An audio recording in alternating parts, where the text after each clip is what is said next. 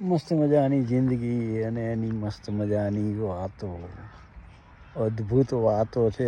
જીવનમાં જો એના પ્રમાણે જીવવા માંડીએ તો જીવવાની મજા આવે. આસક્તિ છે ને, આસક્તિ દરેકને એકબીજા માટે હોય ને હોય, અને એ આસક્તિથી જ જીવન જીવાય છે. આસક્તિ વિનાનું જીવન નથી. આસક્તિ પ્રભુ માટે હોય ને, અદ્ભુત હોય એ આસક્તિ છે ને, એ જેને નિર્દોષ આસક્તિ કહીએ ને, એ આસક્તિ એવી છે કે જેમાં તમને અંદરથી આનંદ જ આવે.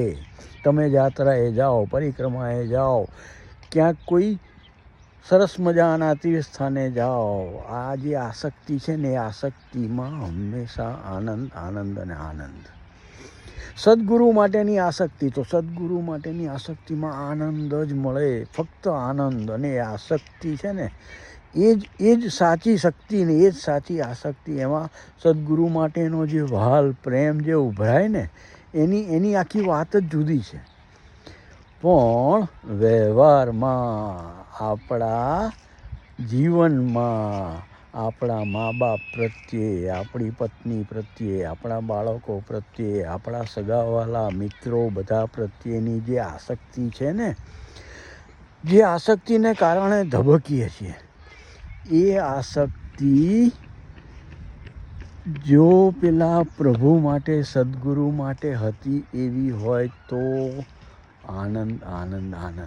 પણ એ આપણી આસક્તિમાં આપણી ઈચ્છા ભળે છે, આપણી અપેક્ષા ભળે છે, એ આસક્તિમાં આપણો અહંકારે ભળે છે.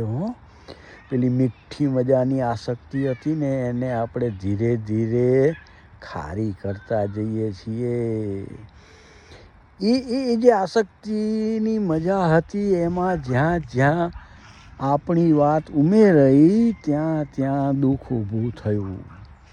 એટલે જીવનમાં ખાસ યાદ રાખવું કે આપણે આપણા બાળકોના બાળકો, આપણા મા બાપ, આપણા કાકા કાકી, દાદા દાદી, ફઈ ફુવા, બધા જે કોઈ સંબંધમાં છે, આપણા મિત્રો, એ બધામાં જ્યારે દુઃખ લાગે ને, જ્યારે એમ થાય ને કે આમનાથી દુઃખ લાગે છે, તો સમજવું કે એ આસક્તિમાં ક્યાંક આપણી અપેક્ષા ભળી છે, ક્યાંક આપણી ઈચ્છા ભળી છે, ક્યાંક આપણો અહંકાર એમાં ભળ્યો છે.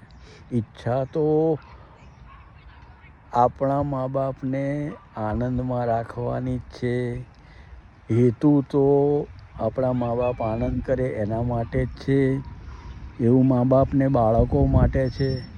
પણ જો સાચી આસક્તિ સમજવી હોય ને, તો એક મા પાસેથી મળે. માની આસક્તિ એને તોલે કોઈ આવે નહીં. એટલે બધામાં જે ધબકી રહ્યો છે ને, એના માટેની આસક્તિ રાખવાની છે. આપણે કોઈ પણ વાત કોઈની પણ સાથે કરીએ, કોઈ પણ વ્યવહાર કોઈની પણ સાથે કરીએ, એમાં ફક્ત એટલું વિચારીએ કે આમ કરવાથી સામેના માણસને, મારા સંબંધીને, મારા સગાવાલાને આનંદ થશે કે દુઃખ થશે.